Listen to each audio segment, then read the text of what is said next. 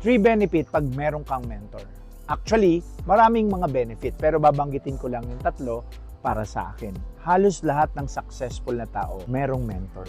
Nakakalungkot, ang mga common na tao, yun pa ang walang mentor, which is kailangan nila. Imagine ninyo, wala silang experience, kaya nasa trial and error method ang lahat ng tao. Kaya mas marami ang hindi successful. Mabalik ako dun sa 3 benefit of having a mentor. Benefit number 1, meron kang guide. Ang mentor para yung compass.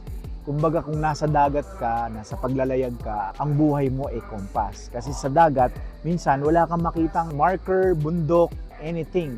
Puro siya dagat. Minsan ang buhay ganun. Kailangan ng isang sailors ng compass. Ang mentor, ganun siya. Siya yung magga-guide sa'yo.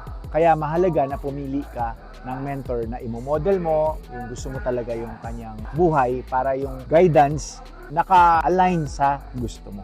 Yung ikalawa, yung skills. Ang laking tulong kapag may mentor na tutulong sa'yo para ma-develop ang certain skills na gusto mong matutunan o ma-master.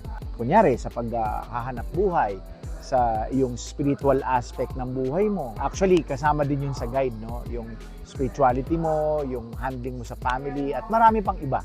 Yung pangatlo, yung accountability. Minsan yun ang hamon or challenge ng isang tao. Laging umpisa lang, laging introduction lang, laging walang natatapos. Pag may mentor ka, you will be accountable to him. Magiging consistent ka. Yun po yung 3 na benefit ng may mentor. Kaya kung ako sa inyo, hanap po kayo ng taong gusto nyong i-model and build relationship on that person, and pag nahanap nyo, it's a big blessing.